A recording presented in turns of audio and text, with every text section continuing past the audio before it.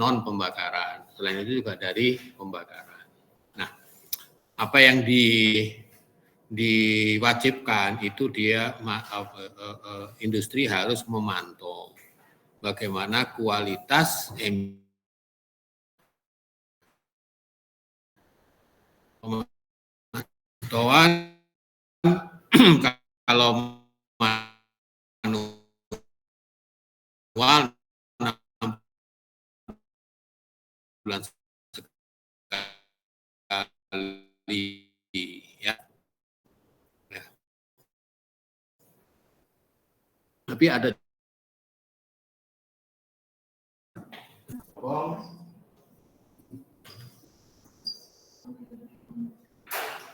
di sini ada sampling hole, tukang sampel, di mana harus memenuhi 2D ke 8D. Ini tempat dari proses. Ya, ini tempat sampling. Ya, ini sampling hole. Ya, selain itu untuk industri yang besar, dia suka memasang yang kita sebut dengan CEMS, Continuous Emission Monitoring. Ini bisa melihat parameter pencemar secara real time. Ya, berapa CO, berapa NOx, berapa SO2, berapa suhu, berapa tekanan itu langsung bisa terbaca di monitor. Tapi yang untuk 6 bulan sekali samplingnya di sini dengan laboratorium yang terakreditasi. Ya, nah apa yang dipantau? Yang dipantau adalah parameter pencemar, yaitu parameter utama sesuai dengan peraturan baku mutu. Parameter utama, misalnya CO, NOx, SO2, CFP, misalnya ini. Ini yang disebut dengan parameter utama. Ya, parameter utama dipantau, hasilnya diapakan? Dibandingkan dengan baku mutu emisi, ya. Dibandingkan dengan baku mutu emisi. Tapi sebelum dibandingkan harus kita lakukan apa? Kemarin dikoreksi terhadap oksigen. Contoh misalnya ini ya. Contoh ini gensetnya Pertamina ya. Gensetnya Pertamina kita pantau. Ini hasil terukur dari laboratorium ya. Dari laboratorium, misalnya karbon monoksidanya 188, NO2-nya 137. Ini baku mutunya. Ini peraturan yang lama ini. Ini baku mutunya.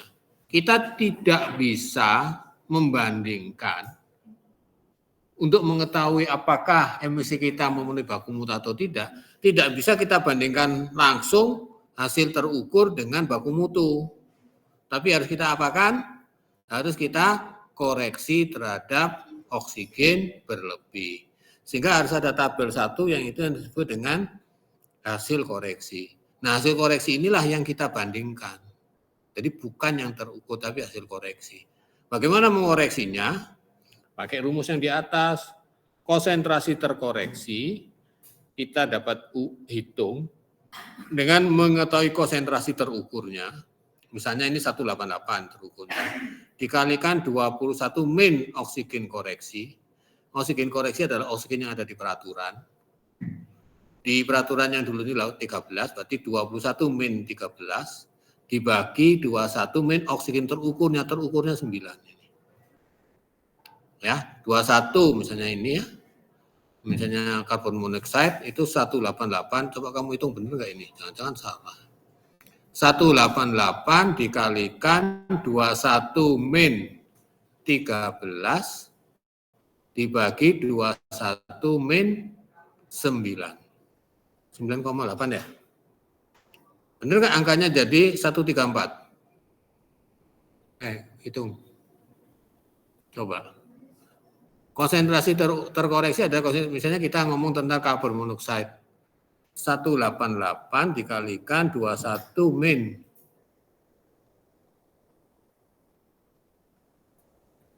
13 dibagi 21 min 9,8. Benar nggak?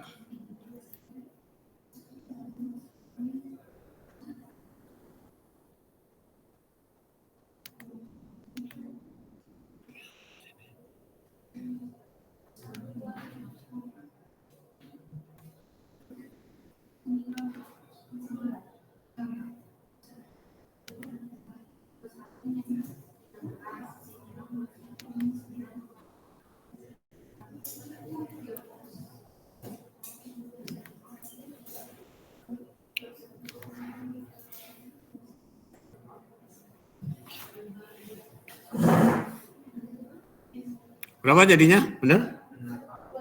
134 benar? Hah? Benar? Yang itu salah. Ayo kamu. Benar nggak?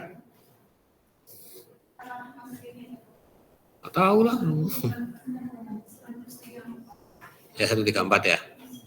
Yaitu cara ya. Cara mengoreksi hasil terukur.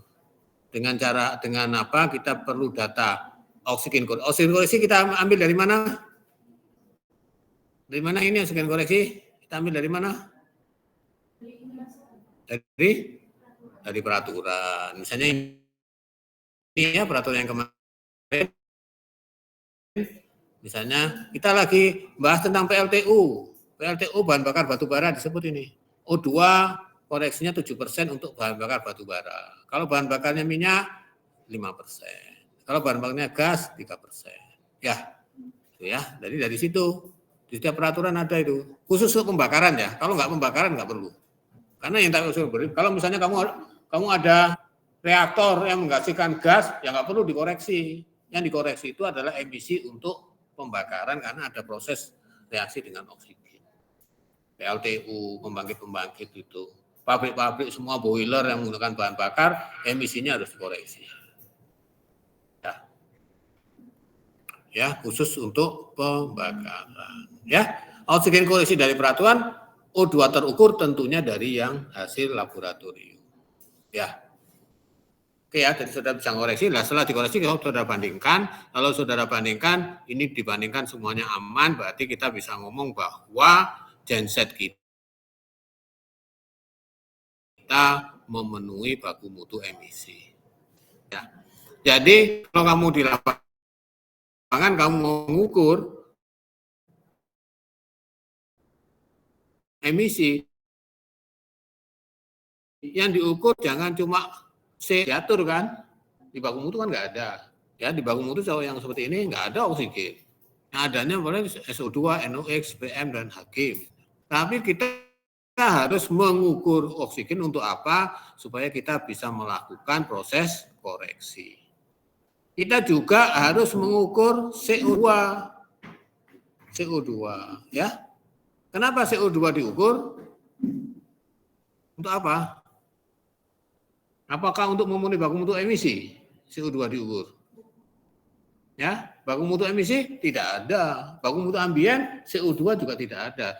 Tapi kita selalu harus mengukur CO2. Nah, tapi mengukur buat apa? Untuk efisiensi pembakaran, untuk menentukan kinerja pembakaran, juga untuk menghitung berapa gas rumah kaca yang dihasilkan. Oke, paham ya? Ini contohnya nih, ini perhitungan emisi pembakaran. Bagaimana ngitung emisi pembakaran? Kalau kamu sudah sampling hasilnya CO2-nya berapa, CO-nya berapa? Ya, contoh ya, kalau kamu sampling CO-nya 0, CO2-nya misalnya 10. Berarti 10 bagi 10 berapa? Berarti 100%. Ya kan nggak ada CO-nya. Tapi kalau CO2-nya 5, CO-nya 4, berapa persen coba? 5 dibagi 5 plus 4. 5 per 10, hampir 50% efisiensinya. Karena banyak jadi CO. Paham nggak? Ya. Nah, itu kenapa kita harus mengukur CO2. Ya. Jadi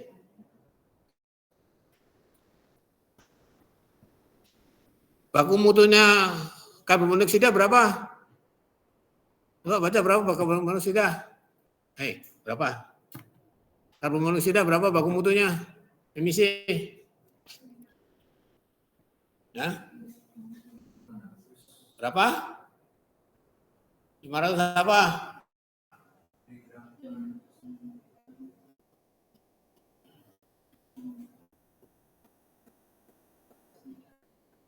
Ayo.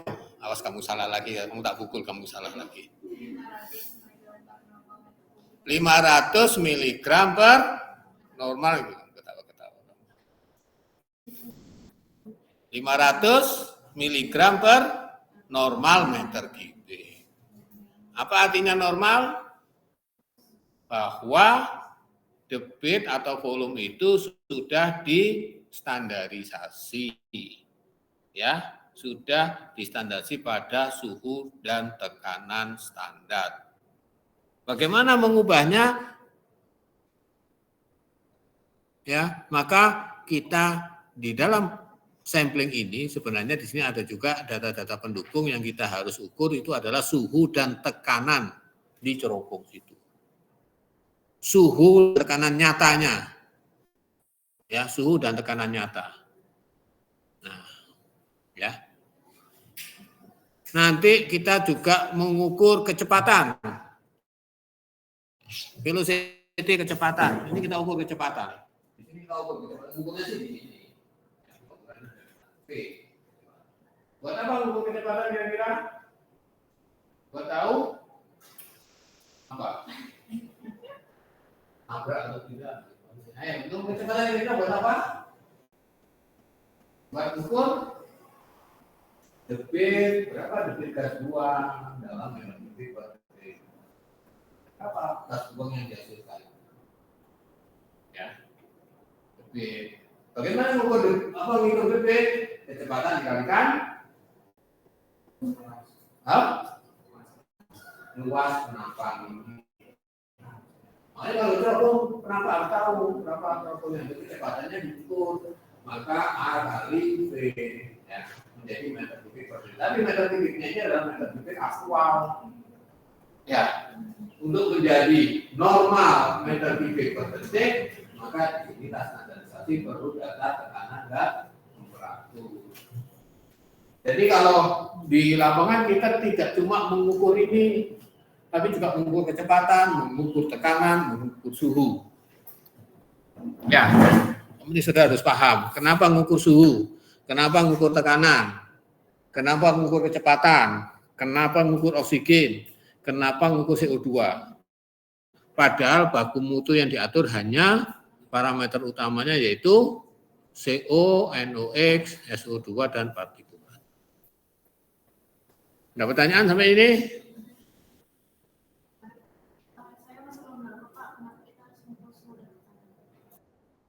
Jadi nanti kan kamu mengukur ini akan dapat konsentrasi SO2.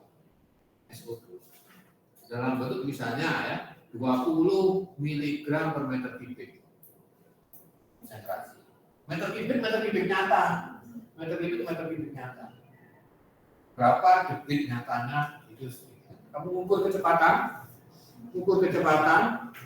mengukur diameter akan dapat berapa meter kubik gas buang per detik atau per hari. Ini Q debit gas buang. Masa gas buang bisa ambil dari sampel misalnya gas kromatografi, isi kalau macam dapat masa sekian, berarti masa dibagi debit menjadi konsentrasi massa. Hanya 20 mg per meter kubik.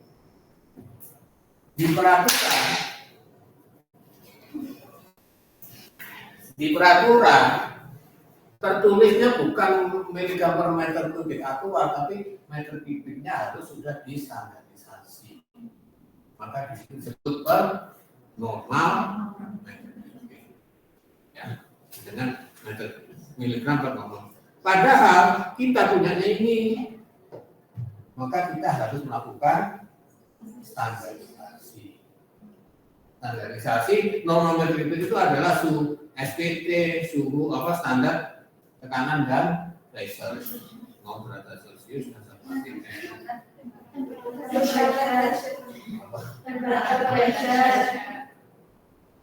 kan ngomong. Jadi kamu mendengarkan. Ya? Terus mana tadi Pak? Terus? Nah, padahal kamu di sini pada suhu dan tekanan aktif.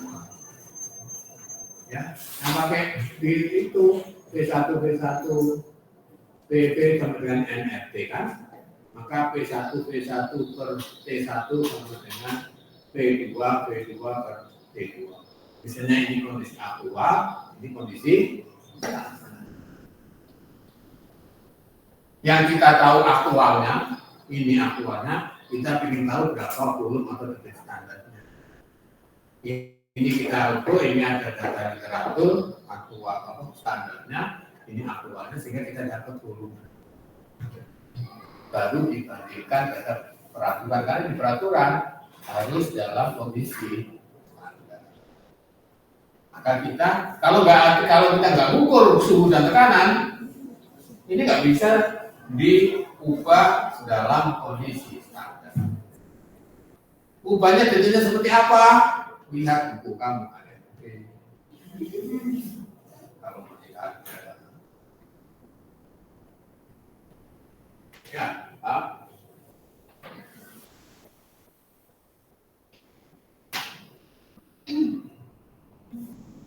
Jadi dasar-dasar teori-teori di pabrik itu kamu udah dapat dari mulai AFP.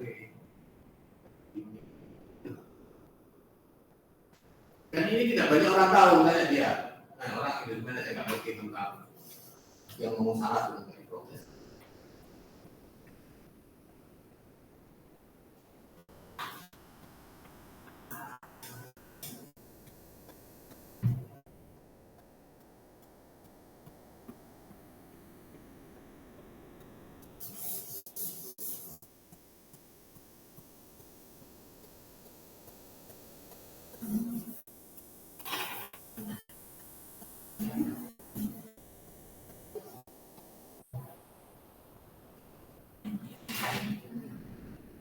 Oke, ada pertanyaan lagi.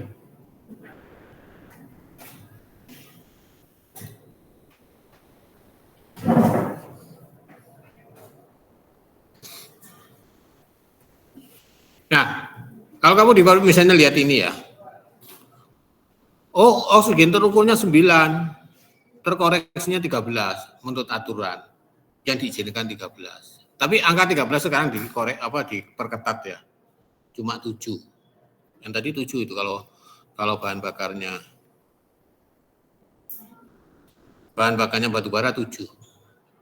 Apalagi kalau itu genset tadi genset itu pakai minyak cuma 5.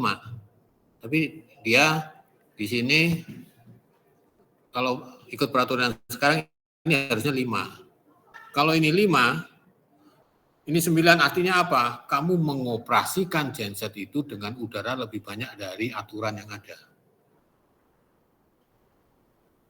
Itu. Nah, berarti kamu boros gitu, nah, istilahnya. Orang-orang lain bisa 5. Peraturan itu dibikin, itu biasanya adalah survei. KLH itu bikin enggak dari atas langit ketemu 5 gitu ya, enggak. Dia survei, semua industri survei di mana yang bagus apa. Oh, kira-kira itu udah cukup bagus lah Pak. Udah, ya sepakat ya 5 tulis 5 gitu. Bikin peraturan itu gitu. Ya, semua kalangan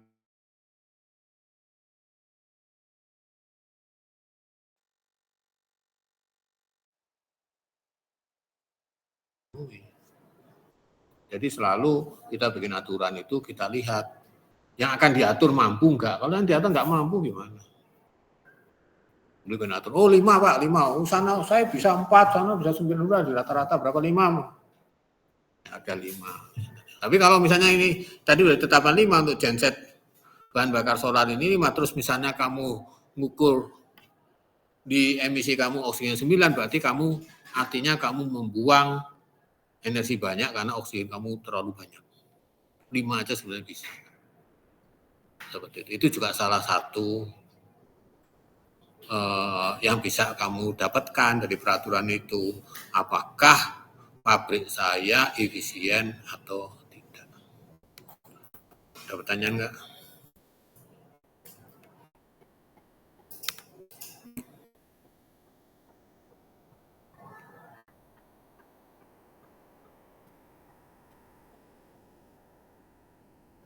Ya kamu presentasi gini di pabrik teman magang KP-mu, saya hampir yakin orang pabrik nggak ngerti tentang ini. Dia harus terima apa, nggak ngerti dia konsekuensi dari ini. Nanti kalau ada masalah baru dia terus bingung. Oke, ya. Jadi kita untuk emisi tidak hanya mengukur sesuai dengan ketentuan di peraturan, tapi juga mengukur parameter-parameter tambahan, ada oksigen, ada CO2, ada kecepatan, ada suhu, dan ada tekanan. Nah, masing-masing kamu tahu persis buat apa dia diukur. Ini kemarin opacity itu apa? Ukuran ketidak tembus pandangan. Menunjukkan apakah pembakaran itu sempurna atau tidak. Kalau asapnya tebal, berarti itu tidak tembus pandang, kayak gini, tidak tembus pandang, berarti ini opacity-nya tinggi. Baku mutu opacity itu 20%. Apa ini jadi biru-biru semua ya?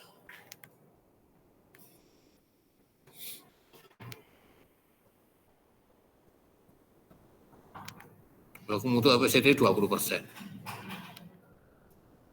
Jadi kalau asapnya tebal, pasti nggak memenuhi baku mutu opacity. Ukuran ketidak tembus pandang.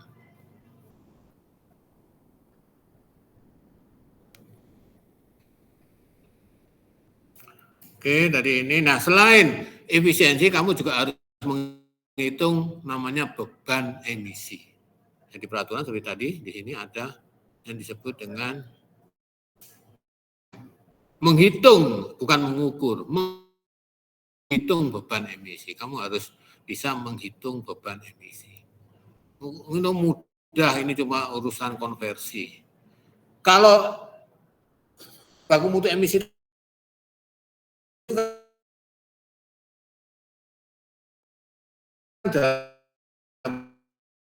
bentuk kolom. Kalau tinggal massa persatuan kolom, kamu kalikan dengan debit kolom persatuan waktu, cuma itu. Nah, nanti angka-angka Pak 00036 dari mana? Kamu hitung sendiri, ini cuma faktor konversi. Ya, dari jam ke detik, dari miligram per kilogram, gitu-gitulah. Kalau kamu udah ARP dulu, kamu akan dapat lah. Ya. Jadi konsentrasi itu biasanya di dalam miligram per normal meter kubik, nanti dikalikan debit. Debit dapat dari mana? Dari kecepatan tadi dikalikan dengan penampang dari cerobong. Penampang cerobongnya jangan yang di atas, ya di tempat lokasi sampling itu berada. Ya, debit dikalikan ini. Nah, ini cuma faktor yang harus kamu lakukan, menghitung beban emisi. Dalam satuan apa? Dalam satuan kilogram per hari. Kalau konsentrasi dalam satuan miligram per meter kubik. Ini satuan konsentrasi. Oke, ada pertanyaan sampai sini?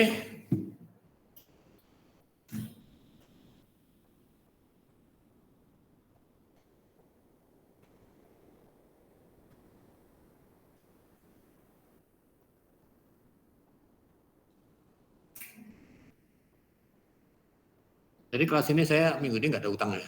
Oh, ada utang andal ya.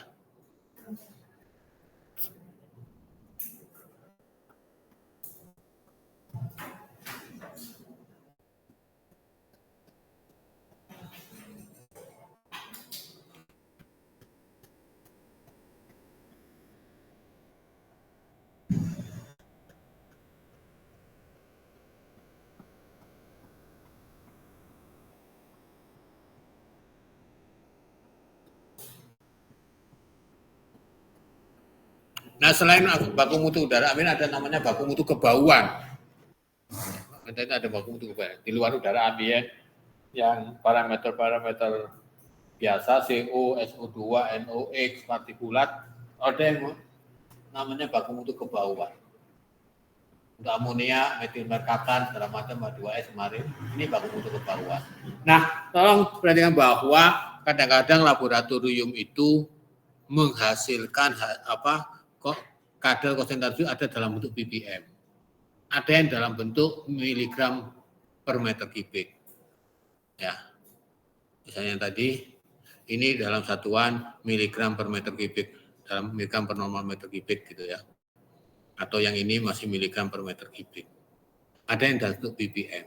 Kadang-kadang kita harus mengkonversi dari ppm ke satuan miligram per meter kubik. Kalau air kemarin waktu ARP 1 ppm berapa miligram per liter? Kalau air liquid 1 ppm itu berapa miligram per liter?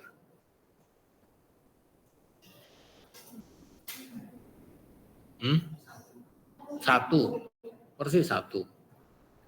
ppm itu sebenarnya adalah berat per berat, ya, berat pencemar per berat larutan. Karena densitasnya 1, maka 1 kilogram larutan sama dengan 1 liter, gitu loh. Jadi 1 ppm sama persis dengan 1 miligram per liter untuk fase cair. Tapi kalau untuk fase gas nggak bisa. Untuk fase gas mengubah itu dengan rumus ini. Kalau kita punya misalnya amonia 2 ppm, berapa mikrogram per meter kubik, itu harus dikalikan berat molekul amonia dibagi 22,4 kali 1000 untuk jadi mikrogram. Kalau mau jadi miligram nggak perlu dikalikan 1000, ya. Kalau mau jadi miligram. Jadi konversinya itu tergantung dari gasnya. Kalau gasnya metil merkaptan, ya kamu harus hitung dulu berapa berat molekulnya metil merkaptan. Nah, itu cara mengkonversi.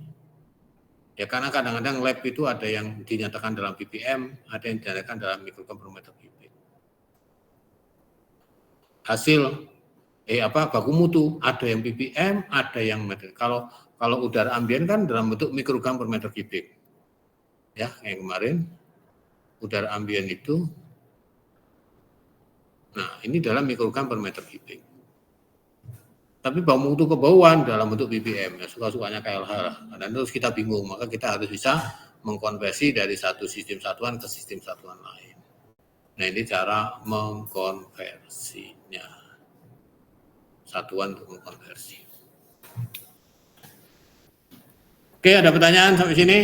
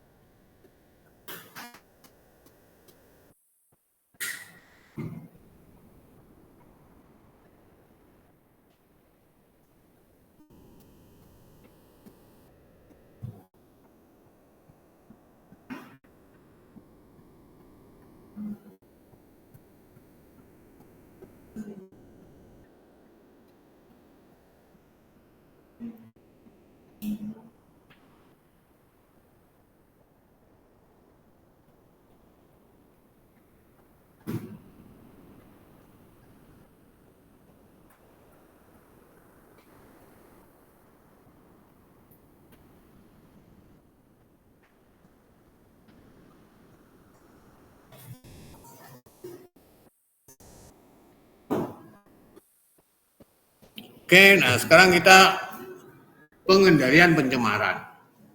Bagaimana cara mengolah emisi gas buang agar memenuhi baku mutu emisinya. Ya, dari setiap sumber-sumber, dari reaktor, dari absorpsi, dari boiler, itu pasti, hampir pasti ya, konsentrasinya tinggi di atas baku mutu. Sehingga industri harus memasang alat pengendalian pencemaran.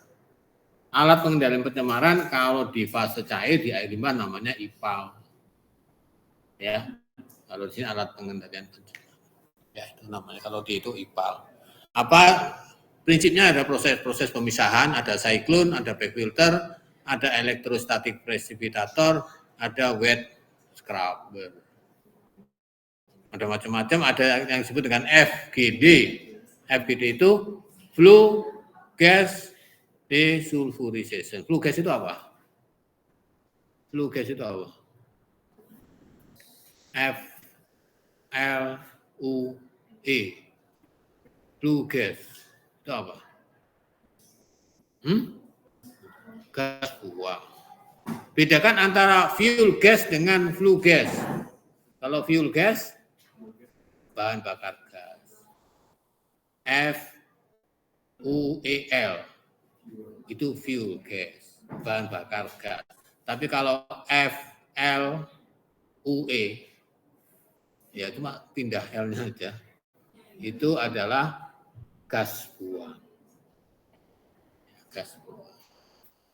Nah, di PLTU batubara yang batubaranya banyak mengandung sulfur, maka emisinya kandungan SO2-nya tinggi, maka sekarang harus memasang yang kita sebut dengan flue gas desulfurization, penghilangan sulfur dari gas buang. Nah, itulah.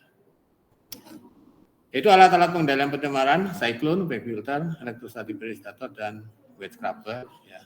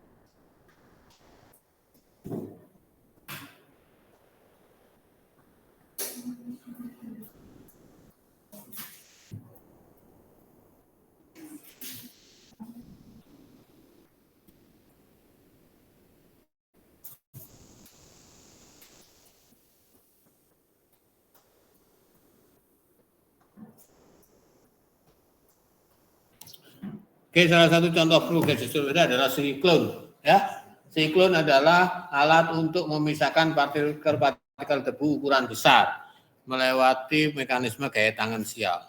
Ini bentuk-bentuk siklon. Pernah lihat siklon nggak? Hah? Di mana kamu lihat siklon? Hah? Di Pertamina. Oh, kenapa dipasang siklon di situ? Buat apa itu? Kamu KP di mana?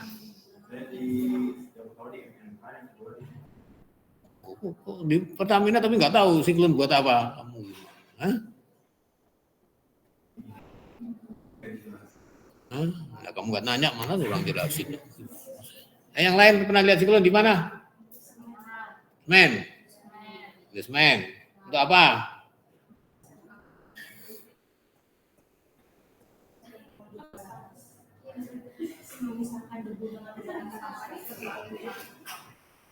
Pernah lihat di mana lagi siklon? Itu di situ ada siklon itu. Di sipil itu. Kamu kalau pulang lewat sini itu ya. Itu ada siklon itu di situ. Itu kayaknya lab kayu itu. Gergajian itu. Orang mebel gergajian, debunya banyak, disedot keluar, kayak siklon, nanti sebelum gergajian halus akan terpisahkan. Nanti itu coba kamu nanti pulang lewat situ. Nah, ada. Jauh-jauh. Hah? Enggak di dalam. Bukan, maksudnya di dalam di dalam area polban, di dalam pagar, tapi di luar bangunan sipil. Dekat jalan. Ya seberangnya pusat. Ya kamu lewat sini aja, lewat sini. Hah? Itu kalau naik dari apa? gazebo-nya itu kan ada jalan ke sipil, bukan jalan yang aspal itu, yang jalan sebelah ini. Iya, jalan ini sebelah gedung ini persis itu loh. Sebelum kamu ke TU, nah itu kamu naik ke situ. Nah di situ ada.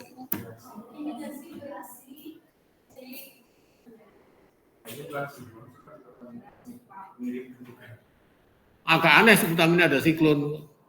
Karena nggak ada debu-debu harusnya.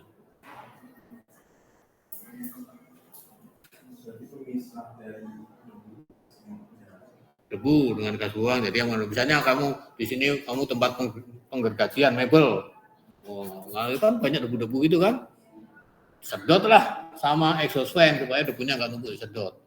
Kalau sedot di situ dimasukkan ke siklon. Sistemnya adalah Mas itu tangan sial gini, muter gini.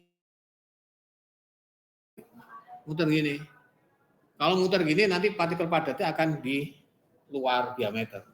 Ya. Kayak kamu main yuyu ini ya. Kamu lepas itu dia akan jangan yuyu yang gini ya. Kamu gini kan. Ya, kamu gini kan itu ya, yuyu. Itu kan partikel berat itu ya. Kalau kamu lepas, dia keluar atau ke dalam lingkaran? Keluar. Nah, ini juga gitu. Ini diputar gini, sehingga padatannya akan di luar itu. Ini makanya kecil-kecil luar diarahkan ke bawah, di sini akan dustbin-nya di sini. Gas bersihnya nanti naik ke atas. Ya, tapi ini nggak akan bersih-bersih amat. Siklon itu pemisahan yang paling kasar. Pemisahan paling kasar. Nanti baru habis itu pakai filter, ya, pakai filter. Yaitu siklon. Jadi tahapan awal siklon, jadi disedot dari ruang produksi, misalnya di ruang produksi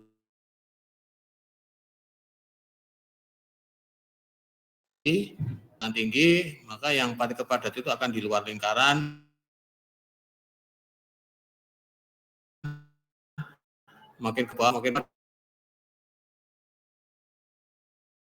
dikerucutkan sehingga dia akan jatuh. Gas bersihnya ada, dia keluar, nanti misalnya kalau masih belum bersih, partikel yang halusnya masih ada, kita masuk ke filter, yaitu yang disebut dengan back filter atau back hose. Kemarin dosemen istilahnya apa? Back filter. Ya, back filter. Ada yang ngomong back hose. Kenapa disebut back hose? Karena kayak rumah, filternya banyak. Ya, filter-filter kayak gini banyak, ini ratusan di dalam ini. Ya, masuknya dari luar gini. Masuk. Nah, nanti di sini filternya itu berporus sehingga clean gas bersih akan keluar.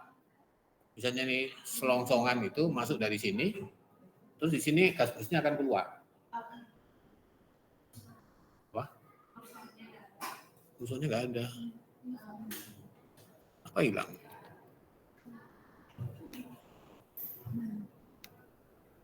Ada.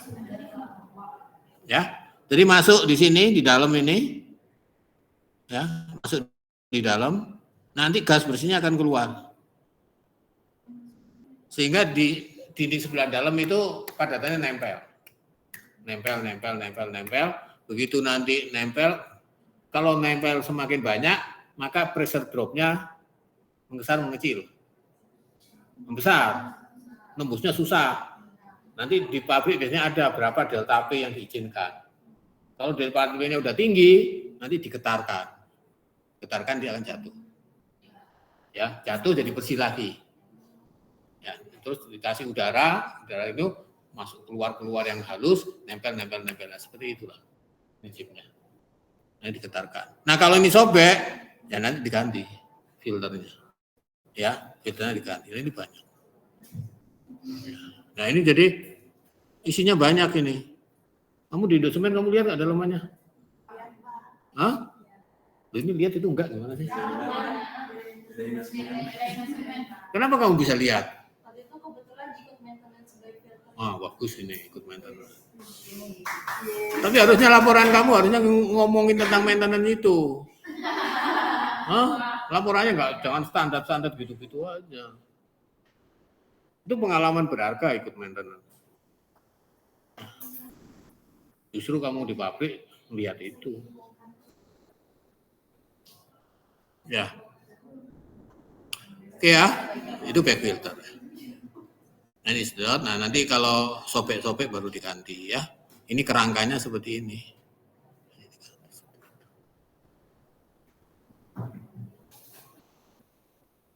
Jadi jangan back filter terus siklon, kebalik. Nanti siklon nggak ada gunanya itu. Ya, siklon itu untuk partikel apa partikulat yang ukuran besar, baru nanti ngomong kecil. Nah, nanti seperti saya sering katakan, orang pemisahan di industri selalu dari yang besar, yang mudah, yang murah duluan, makin lama makin canggih, makin canggih, makin canggih. Seperti itu.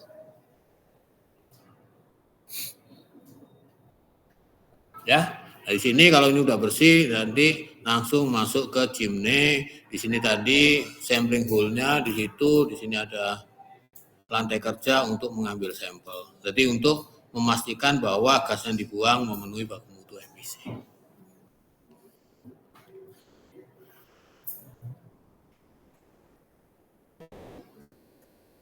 Ada pertanyaan sampai sini?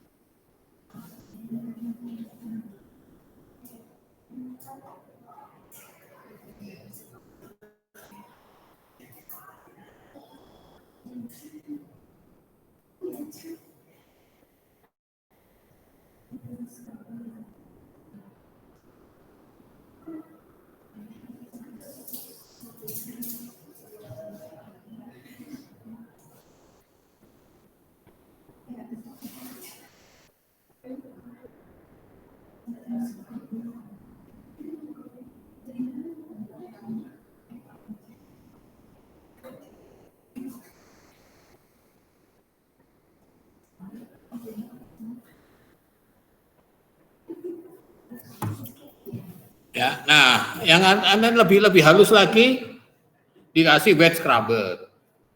Wet scrubber itu atau water scrubber. Kalau tadi kan prosesnya kering, ini proses basah. Ya, water scrubber.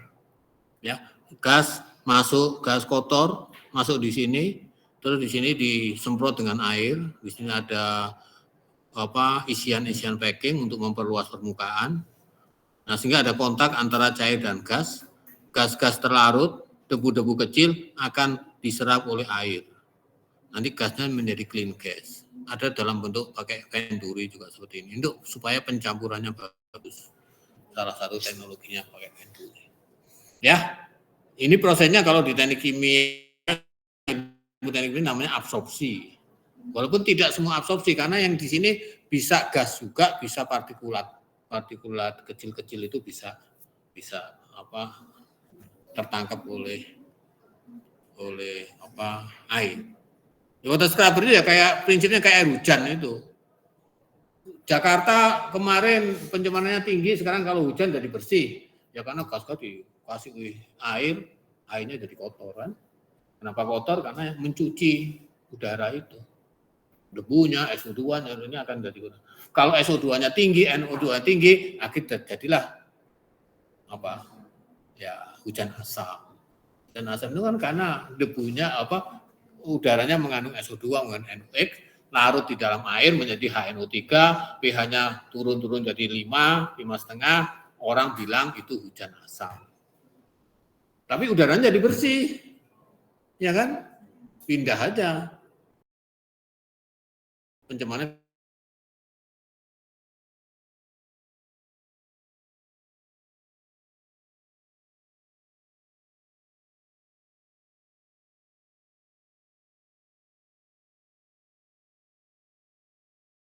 ada? Ya. Kenapa nggak ada? Nah, misalnya kenapa nggak pakai proses basah? Ya.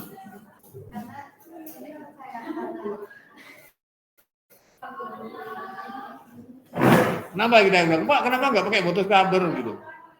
Ya misalnya siklon, back filter masih ada debu-debu halus. Ah, debu halus pakai aja Pak, pakai air bersih Pak. Gitu. Kenapa nggak nyaranin gitu misalnya?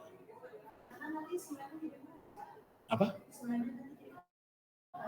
Ya nanti jadi keras, karena ini debunya debu semen. Kena air, jadi nanti nempel jadi keras lah. Makanya di semen nggak ada proses basah untuk pengendalian pencemaran udara. Ya, oke putuskan. Ini contoh ya peleburan aki ya. Kalau aki-aki kamu itu rusak, jangan dibuang. Ada harganya. Saya nggak tahu aki motor kamu ganti aki motor pasti akinya dibeli sama penjual itu. Atau dibeli berapa? 25.000 atau berapa? Hah? Kamu berapa?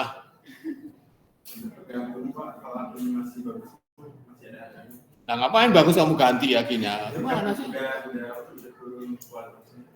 Kayak kamu ganti aki itu karena akinya sudah jelek kan gitu kan. Ya 30-an, 30 itu ada harganya ya. Nah, ada sekarang banyak namanya pabrik peleburan aki. Ya, plastiknya itu dijadikan masuk ke daur ulang, pabrik daur ulang. Asam sulfatnya juga bisa didaur ulang. Ya, isinya itu kan asam sulfat kan. Air aki itu ya. Air aki. Asam sulfat. Nah, plat-platnya itu PB. PB kalau pas aki baru cuma PB. Tapi kalau sudah diisi itu menjadi PbSO4. Harusnya kalau aki masih baru itu bisa bolak-balik. Waktu ngisi PbSO4-nya bisa jadi PB lagi gitu. Tapi kalau sudah rusak ini jadi PbSO4 semua. Nah, plat-plat PbSO4 itu di pabrik peleburan aki dilakukan proses peleburan di rotary furnace. Jadi dilebur itu aki itu. PbSO4 dilebur, dibakar, suhu tinggi, PB-nya jadi cair gitu. PB-nya cair, tapi kan tentu ada emisi. Emisinya yaitu partikel PP halus sama SO2. Jadi SO4 itu oksidasi dibakar menjadi SO2. Sehingga SO2-nya itu banyak. Debu-debu juga banyak. Nah, ini beberapa dia pakai dust collector sederhana, pakai cyclone. Habis pakai cyclone biasanya didinginkan dulu, baru pakai backhouse. Di semen itu sebelum masuk back filter didinginkan enggak? Enggak, tapi mungkin jangan-jangan udah dingin ya. Sebelum masuk back filter suhunya berapa? Soalnya filter ini, kain filter itu sensitif terhadap suhu. Beberapa kalau ini didinginkan, sehingga baru masuk back filter. Nah, proses-proses yang ini didinginkannya enggak kontak langsung gitu ya. Nah, proses-proses ini hanya proses menghilangkan partikulat debu. Ya gas, SO2 enggak akan ketangkep. SO2 pakai siklon enggak akan ketangkep. Siklon kan cuma partikel padat. Pakai back filter enggak akan ketangkep. Gas itu enggak akan ketangkep. Nah, gas itu maka pakai wet scrubber. Biasanya pakai air dengan alkali, CaO. Ya, CaO atau CaOH 2 kali kalau ketemu SO2 menjadi CaSO4. Ya, CaSO4 itu tahu nggak apa? Dalam kondisi murni CaSO4 itu bagus. Apa itu CaSO4? Tahu nggak? Hah? Bahasa sederhana, bahasa orang awam CaSO4 itu tahu nggak apa?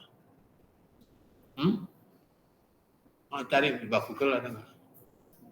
CaSO4 itu apa?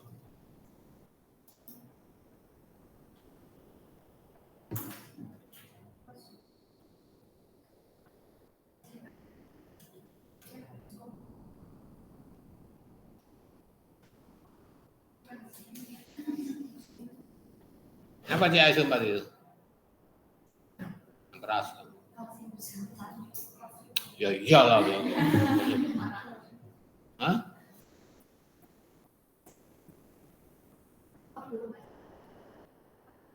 Hah? Apur CaO. CaSO4?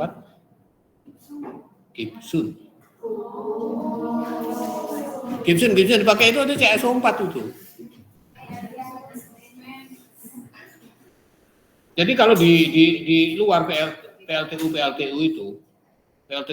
yang berbahan baku batu bara, dia SO2-nya ditangkap dengan flue gas desulfurization menjadi CaSO4. CaSO4 itu dimurnikan. Maka PLTU itu selalu bersebelahan dengan pabrik Gibson. Ya kalau di kita harusnya masih encer, itu harus melakukan pemurnian jadi Gibson yang bisa kita pakai untuk bangunan. Ya, setelah dari sini baru kita buang. Ini contoh pengendalian pencemaran udara di industri peleburan lagi. Ya, beberapa tahapan dari mulai yang partikel besar, partikel kecil, partikel sangat kecil sampai yang gas. Nah, ini misalnya reaksi flue gas desulfurization, ya. Ini ada di pembangkit tenaga listrik di Cilacap. Ini flue gas desulfurization seperti ini. Ini dari pembakaran dari boiler, nanti di sini disemprot sama alkali, nanti airnya diputar-putar gitu. Airnya direcycle, diputar-putar bed scrubbernya, tapi bed scrubber dengan kapur sehingga dia berfungsi sebagai penangkap SO2. Maka alatnya kita sebut dengan desulfurization. Ada pertanyaan nggak? PLTU sekarang harusnya punya desulfurization, cuma tidak semua sekarang. Karena mahal. Maka itu kalau nggak kuat, ya sudah PLTU-nya ditutup. Sekarang udah mau disuntik mati kan. Karena membeli desulfurization itu satu pabrik tersendiri. Ya kalau gambar ini cuma gambar gini toh gitu, tapi di lapangan ya satu pabrik tersendiri. Prinsipnya cuma itu. Gas buang mengandung SO2 di spray dengan larutan alkali, nanti akan SO2 akan bereaksi dengan CaOH 2 kali menjadi CaSO4. Nah, kalau larutan CaSO4 itu dilakukan proses pemurnian akan menjadi produk gipsum.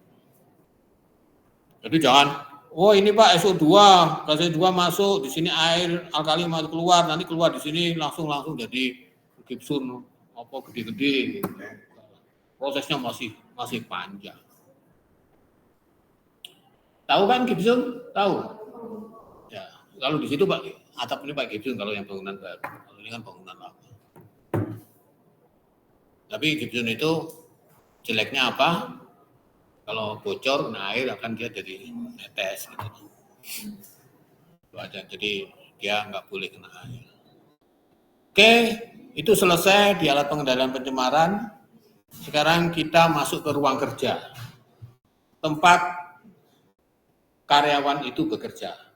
Karyawan bekerja itu tentunya dia harus bernafas di ruang kerja. Maka udara ruang kerja itu juga harus diatur. Ya. Dan itu berbeda dengan udara ambien.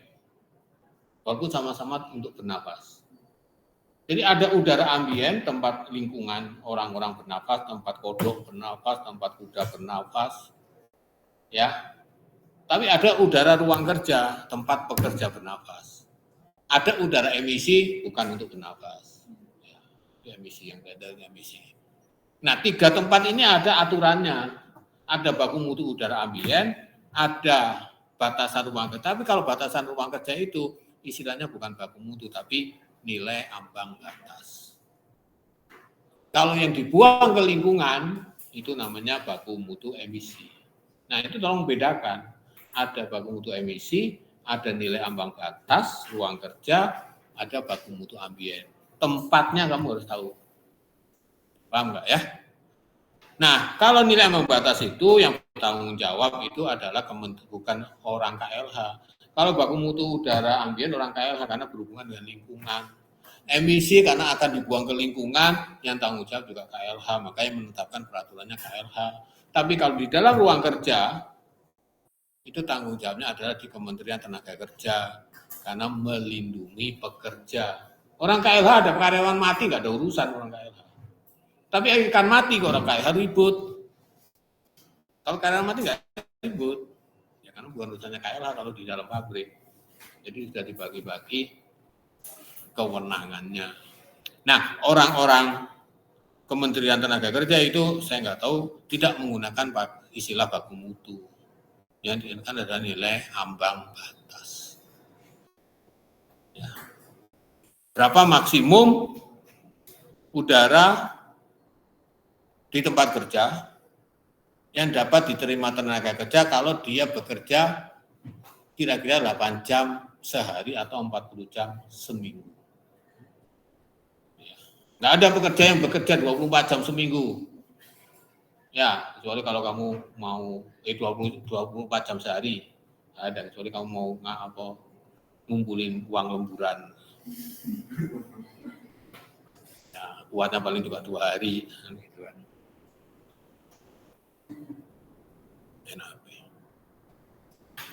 Ya, tujuan diatur nilai ambang batas itu untuk apa? Tujuan utama adalah melindungi pekerja. Terus sebagai pedoman untuk perencanaan proses produksi. Misalnya di ruang penyimpanan terigu, tepung terigu, di ruang penyimpanan batu bara, itu kan banyak debu-debu. Kamu lihat debu kamu pernah masuk storage batu bara? Hah? Lapangan terbuka? Wah, kacau itu pabrikmu. Enggak di tempat yang kamu Indosemen yang di Indosemen Citerep. Batu bara ditaruh di mana? Awas kamu kalau nggak bisa jawab. Hah? Iya, storage-nya dalam bentuk apa? Lapangan sepak bola gitu atau?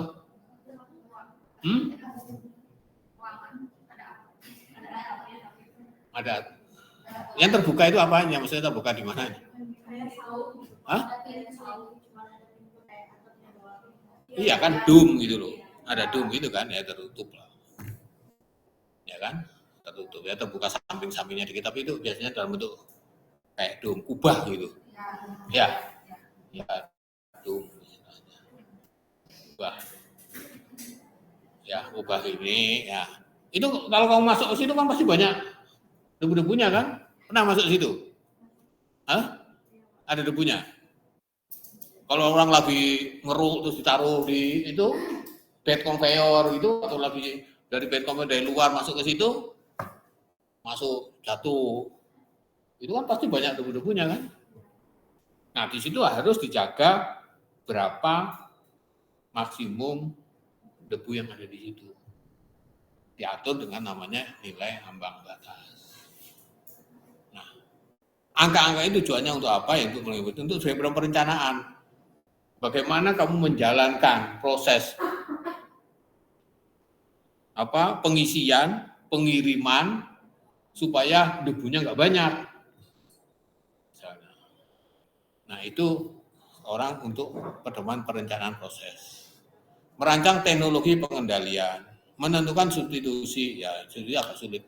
Wah batu bara debu, nanti diganti apa Pak? Diganti bata, yang nggak kebakar nanti. Ya, tidak semudah itulah. Terus juga menentukan alat pelindung diri. Kalau di situ ternyata ruangan yang memang debunya banyak, akhirnya supervisor, kamu boleh bekerja di situ tapi kamu harus pakai masker. Nah, kebijakan kayak itu karena apa? Karena dia tahu, di situ pernah disampling kualitas debunya di atas nilai ambang batas. Maka orang masuk itu harus. Atau dikasih waktu, itu banyak debunya, kamu boleh kerja di itu 2 jam sehari aja, nggak boleh lebih. Ngapain 8 jam di daerah situ? Ya kan? Nah, jadi ada batasan-batasan seperti itu. Ya, orang supervisor atau yang bikin aturan di pabrik itu bisa menentukan boleh bekerja di ruang genset berapa lama. Itu tergantung dari tingkat kebisingannya, tingkat debunya berapa nanti atau kebisingannya berapa. Jadi menentukan alat pelindung diri dan menentukan berapa lama dia nanti boleh berada di situ. Itu tujuan dari NAP. Ada pertanyaan sampai sini?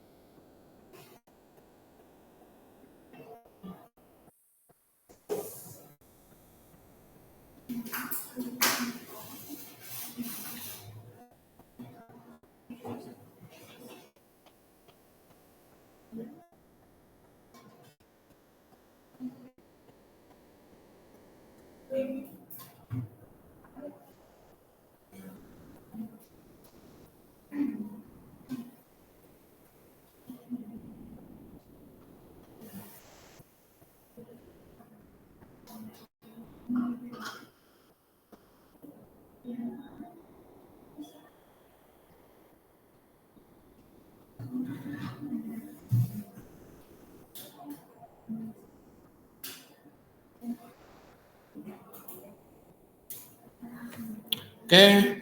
Nah, ini contohnya ya, nilai ambang batas itu di peraturan. Kamu bisa lihat uap air raksa berapa. Ya, di peraturan yang dikeluarkan nilai ambang batas yang oleh kementerian itu ada satuan miligram per meter kubik, ada istilah BDS. Tahu nggak BDS itu apa? BDS itu tahu nggak apa?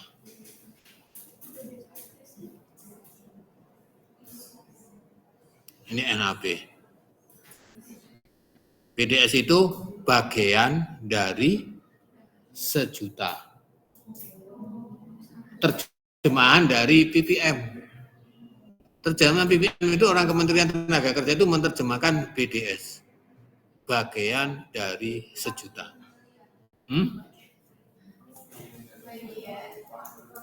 Part per million. Diterjemahkannya itu. Kemenaker itu terjemahnya bagian dari sejuta. Ya suka-suka dia aja.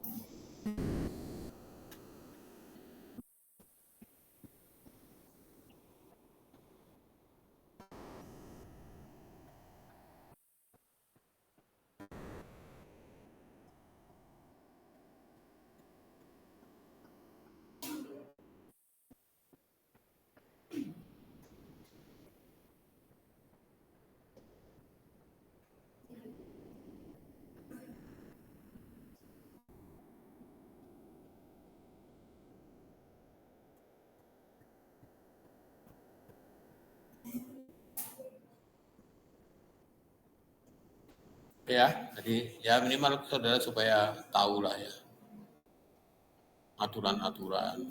Kamu di pabrik harus lihat ini. Ya, kamu misalnya dari supervisor gudang harus lihat ini. Ya, bagaimana pengendaliannya?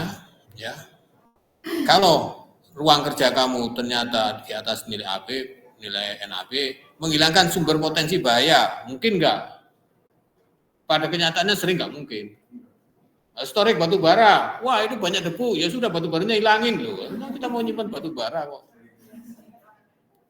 Agak sulit.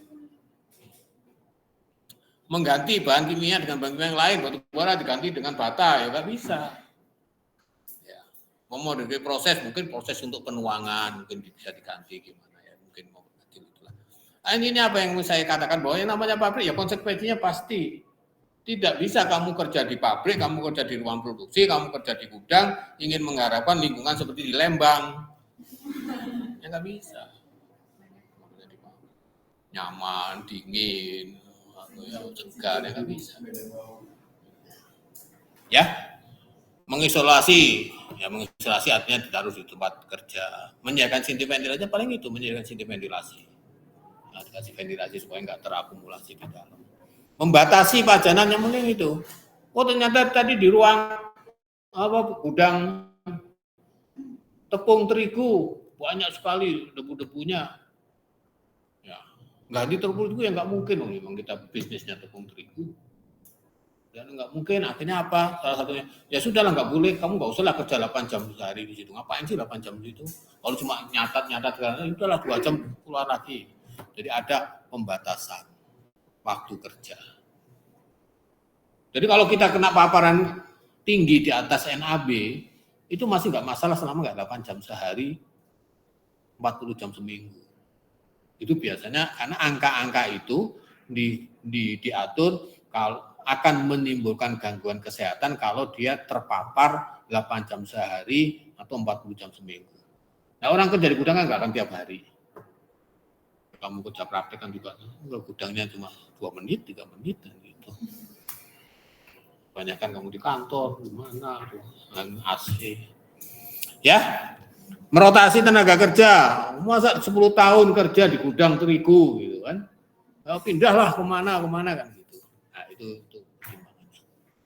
Ya, menggunakan alat pelindung diri. Kalau masuk situ harus pakai ini. Nah, itulah cara pengendalian. Berbeda dengan cara pengendalian pencemaran udara. Pasang ini gitu. Kalau di sini berbeda karena ini di proses produksi. Itu yang kamu harus memahami.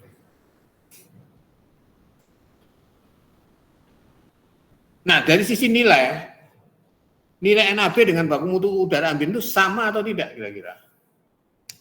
Misalnya CO di ruang kerja dengan CO di sari jadi, ya sama-sama udaranya buat kita bernapas. Kira-kira batasannya sama nggak? Gede mana? Lebih ketat mana? Hah?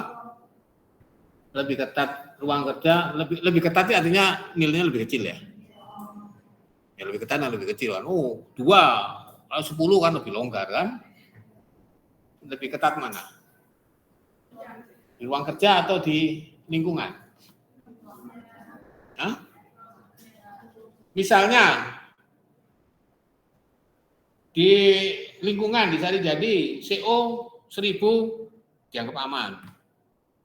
Kalau di ruang kerja angkanya 1000 atau 100 atau 10.000 dianggap amannya. Nah, di mana kualitas lingkungan yang harus lebih bersih?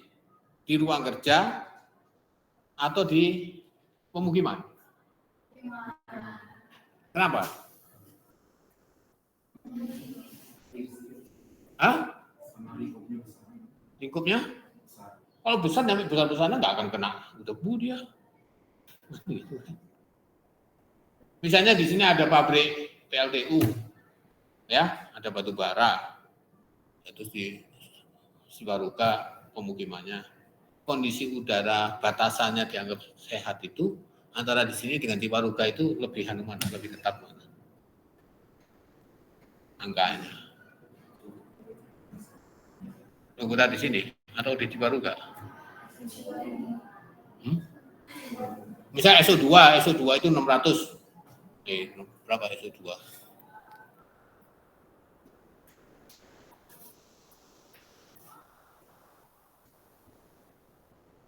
Ambien SO2. Berapa SO2? Ambil aja yang ini ya. SO2 45 mikrogram. Diatur 45 di sini. Kalau di sini diaturnya 45 atau di atas 45 atau di bawah? Kenapa di atas? Kalau di atas berarti lebih longgar. Iya kan? Kenapa lebih longgar? Sama sumber. Ya pasti lah lebih dekat sumber ya. Enggak kenapa? Lebih susah buat nurunnya gitu Pak. Lebih susah buat nurunnya. Kan berarti udah kecampur sama yang lain otomatis. Itu konsentrasi existing, tapi batasan dianggap aman, dianggap sehat. Kalau di pemukiman tadi berapa tadi? SO2 berapa tadi?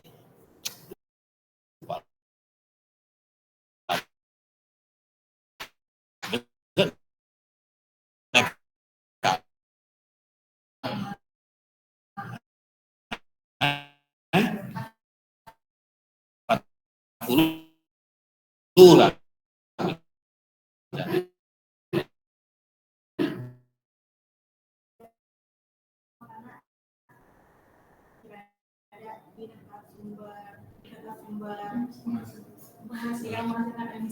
Terus? Kalau lebih tinggi ya pasti lebih tinggi, tapi di aturannya supaya ruang kerja ini sehat, apa tetap disamakan dengan sama 45?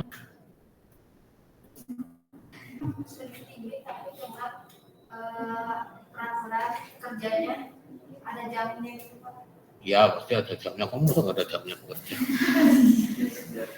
Ada jam kerjanya. Bagi salam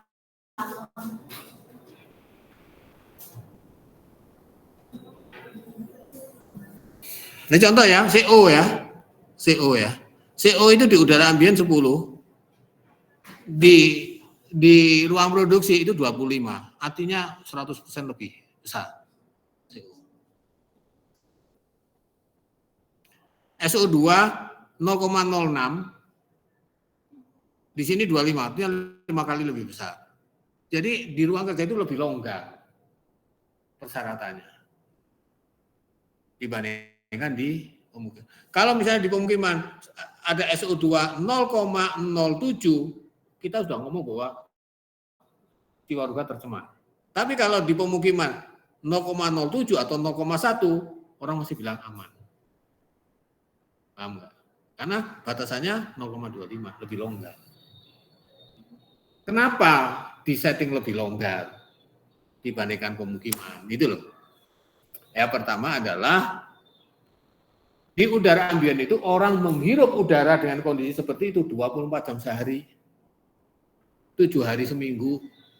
Kalau pencemaran terus-terusan. Tapi kalau di pekerja, di ruang kerja, orang hanya menghirup 8 jam sehari. Sehingga kalau menghirup agak-agak kotor dikit, nggak apa-apa. Ya, 40 jam seminggu. Ya, seminggu itu berapa jam kalau orang hidup?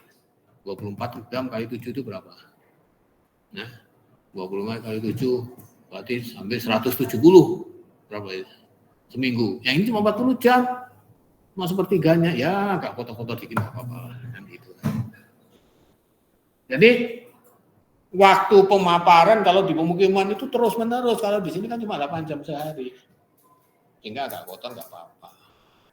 Terus kalau di pemukiman banyak penerima-penerima yang sensitif.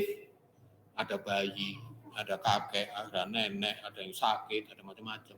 Kalau di ruang kerja pasti orang sehat, pasti orang muda, nerima-nerima ya pengotor dikit-dikit ya nggak apa-apa. Tapi kalau sana ada orang sakit paru-paru, ada orang umurnya 80 segala macam, itu yang harus dilindungi. Gitu loh. Nggak ada di pabrik orang umur 80.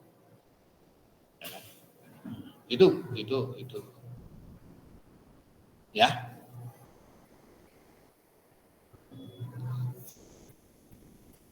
Jadi yang ini 24 jam, terus melindungi masyarakat secara umum, kalau ini melindunginya pekerja aja. Pekerja itu orang sehat. Nggak ada yang bekerja orang nggak sehat. Nah, pasti orang sehat. Jadi kalau ada pengotor ya agak naik-naik dikit ya nggak apa-apa. Paham ya? Jadi itu standar tentang udara bersih di ruang kerja dengan di pemukiman itu berbeda.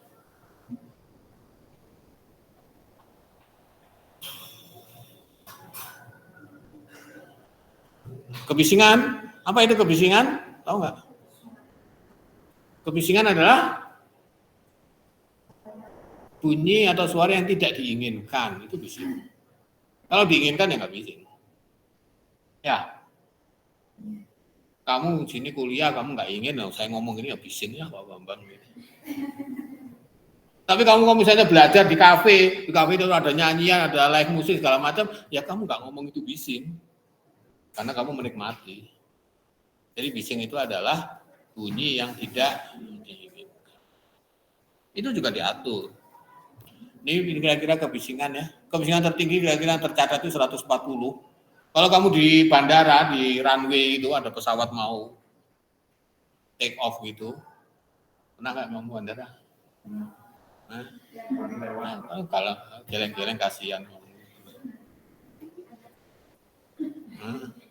Kalau kamu lagi itu ya, misalnya jangan di bangunannya, apalagi di jalan ya enggak. Kamu lagi mau naik pesawat, tadi kan di lapangannya itu, terus ada pesawat lain yang lagi take off. Nah, itulah kira-kira 140 gitu.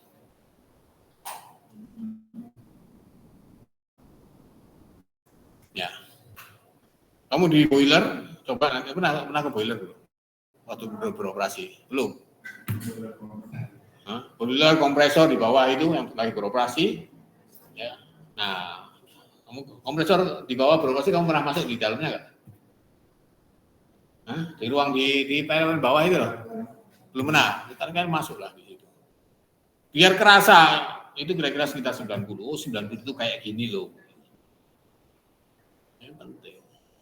Kamu naik mobil, naik angkot di jalan-jalan Setiabudi apa-apa yang ramai itu kira-kira 70 desibel lah. 70 desibel.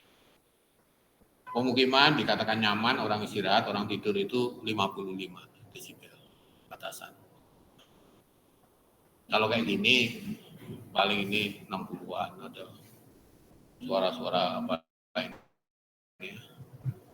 suara apa gitu ya. Itu kira-kira kalau kita punya alat pengukur kebisingan sound level meter sebenarnya. Nggak tahu kenapa di baterai nggak pernah dipakai. Baterainya habis mungkin. Ada sound level meter segini ya kayak PA meter itu. Kita tes ruangan ini berapa. Ya. Di pabrik dibatasi 85. Kalau di pemukiman 55. Nah, 85. Kalau di atas 85 orang boleh masuk. Kamu masuk, Pak saya kan nggak bisa mencatat berapa suhu tekanan di boiler gitu-gitu. Boleh. 85 itu adalah batasan maksimum NAB kalau kamu kerja 8 jam sehari. Nah kalau buat nyatet atau backwash atau regenerasi resin di boiler, ya paling juga 1 jam. Ya kena 85 nggak apa-apa lah. Masih diizinkan. 8 jam betul. Ini ya, baku tingkat kebisingan, ini 55.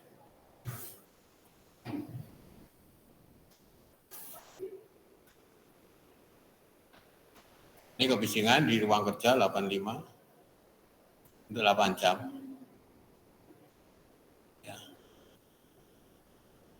Nah, bagaimana prinsip pengendalian kebisingan? Ini kalau sumber, nggak bisa kita kebisingan, sumbernya dikurangi, kompresor 5 kurangi jadi 4, ya nggak bisa.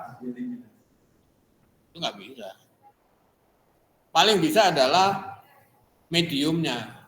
Kompresor bising, masyarakat protes, ya sudah kasih tembok. Nah itu mengurangi, bisa lah 10 desibel berkurang lumayan. Atau kalau di pabrik, ya di penerimanya kita pakai alat pengendalian, pakai plug. Jadi pengendalian itu bisa di antara sumber dan penerima atau di penerimanya. Tapi kalau di pemukiman kan nggak mungkin penerimanya suara ini korban bising. Ya udah kamu pakai air plug 24 jam.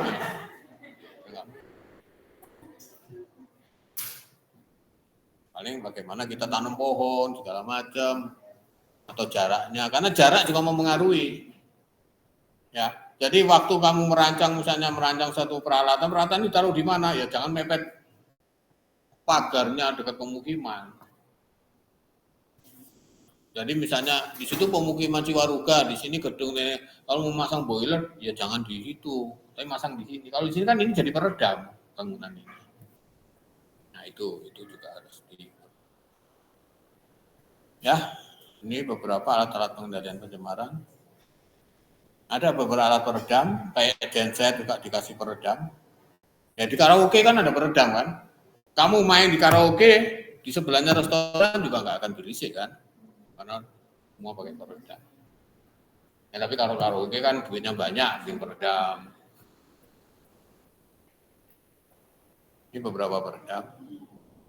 Ya, alat pengendalian pencemaran. Nah, bagaimana pengaruh dari jarak?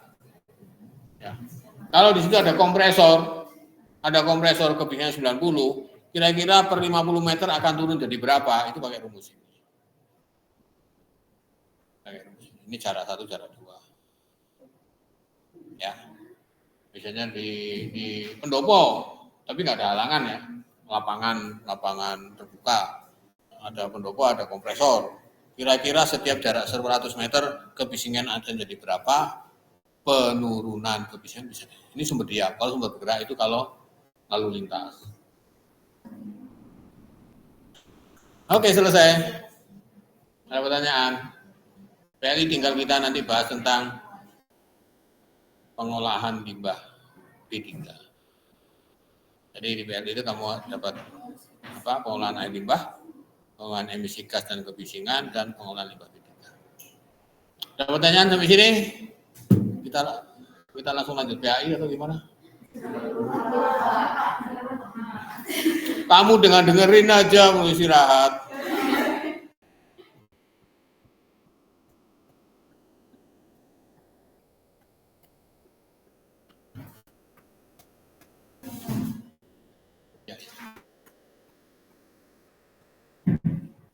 Jadi kita mulai jam berapa? Nah, 15 menit aja istirahatnya. 11 kurang 1/4. Ya? 11 kurang 1/4 masuk lagi. Ya. 11 kurang 1/4. Bisa nggak? Hah?